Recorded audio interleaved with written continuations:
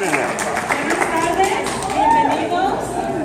Good afternoon. Thank you for being here today. This is so exciting, and we're super stoked as the Nevada Hispanic Legislative Caucus for the day of the caucus is coming up here this Saturday, February 20th. You know, it's super important that everyone be involved in this process in identifying the candidate that they think represents them the most and turning out for the caucuses. That's what's so beautiful about living here in the United States, that we have such a wonderful democratic process where we all have a voice, and we need to make sure we make it heard. With me, I have here today our former chairman, Senator Mo Dennis.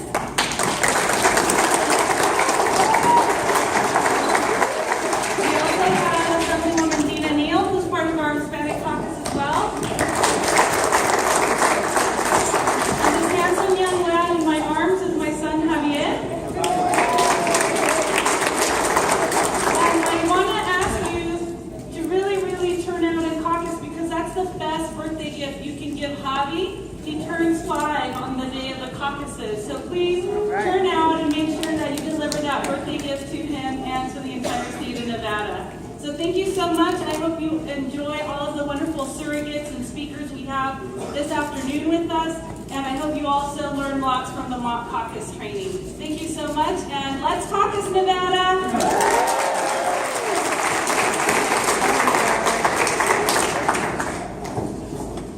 Thank you so much to Assemblywoman Olivia Diaz, Senator Mo Dennis, and to Assemblywoman Dina Neal. As I mentioned before, I'm Assemblyman Nelson Araujo, and I have one big question for you all. Are we ready to show the nation how powerful Nevada can be on Saturday, the 20th?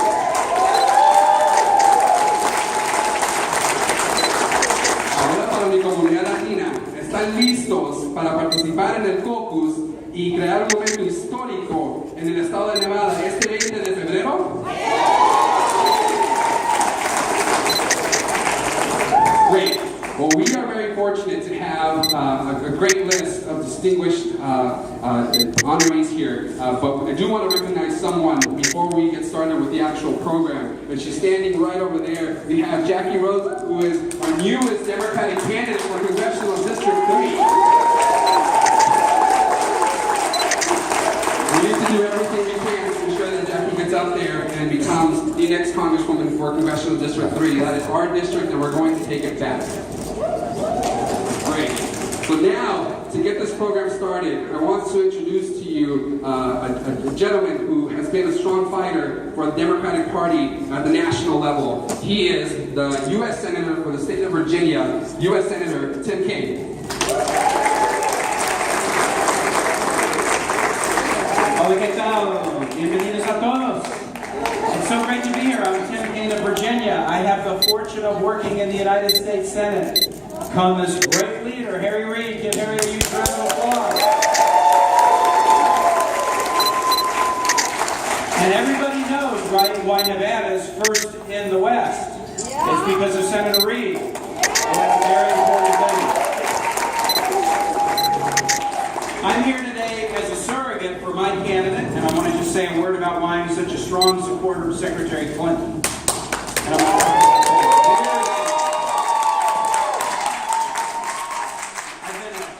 I've been a city councilman, mayor, lieutenant governor, party chair, senator. I can't keep a job. But over 22 years, I've come to know these candidates pretty well. I know Hillary Clinton very well. Worked with her when she was First Lady, when she was Senator, when she was Secretary of State. I know Bernie Sanders really well, and I like Bernie. I respect him. He and I are on the Budget Committee together. I know Ted Cruz really well. We're on the Armed Services Committee together. Wait, that's not an applause line? I know Marco Rubio well. We're on the Foreign Relations Committee together. Now, I don't know Donald Trump. I'm sorry. But knowing these candidates and knowing them well, and having done this work for a while, I'm just here to say, Hillary Clinton, head and shoulders, no close second. She is the most qualified person to be president come January 2017.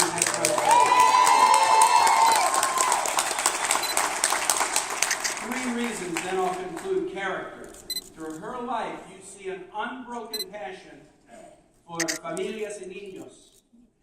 Desde sus primeros días como an estudiante in Chicago, she had her youth minister who helped open her eyes up to the needs of migrant workers and others, and she has embraced empowering women and families from a teenager to Secretary of State, and it's been consistent. Health care, education reform, pre-K, pay equity, the needs of military families, consistency of character. This isn't about what the polls say. This is about su corazón, her heart. And that's why one of the reasons I support her. Second, on issues. Issues at home, issues abroad. She has been an unyielding supporter of the importance of immigration reform. Don't we need to get that done finally in this country?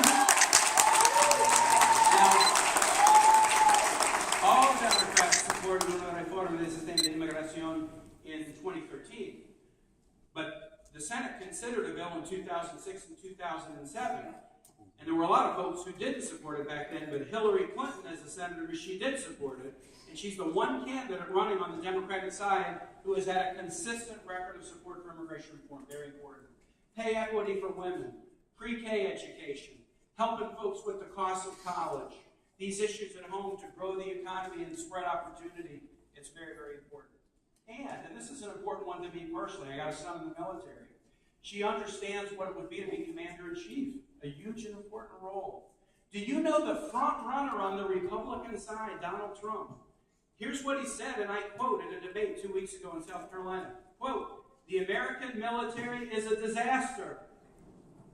1.6 million young men and women serve. They volunteer at a time of war. I don't want a commander-in-chief who talks about those people with disrespect and contempt. I want somebody who's a commander-in-chief, who served on the Armed Services Committee, who will talk about our men and women in uniform with respect and with affection." And that's the kind of person she'll be, because that's the record she's had. And she also had the good virtue of being President Obama's chief diplomat to the world. Hasn't it been good to have a president who cares about diplomacy again after 8 years of Bush administration? And when the president picked his chief diplomat, who did he pick? Somebody he knew could walk into any room in the world and gain their respect. And that's Hillary Clinton. So look, on character and issues, she's the person. But the last reason I support her is results. Results. 39 Democratic senators have done an endorsement. Every one of them has endorsed Hillary. We love Bernie. We work with Bernie. We respect Bernie, but we've endorsed Hillary, from blue dog conservative Democrats like my buddy Joe Manchin in West Virginia to the super progressives like Macy Hirono or Tammy Baldwin or Cory Booker. We're all supporting Hillary. Why?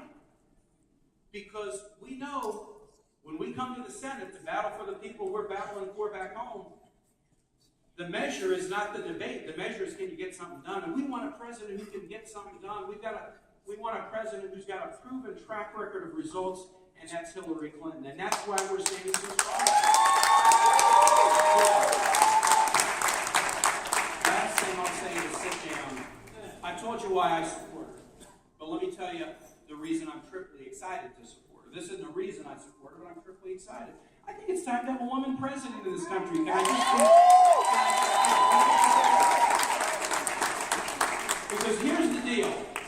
We do so many things well in this country. We should feel good about the things we do well. But we ought to be self-critical about the things where we're not so great.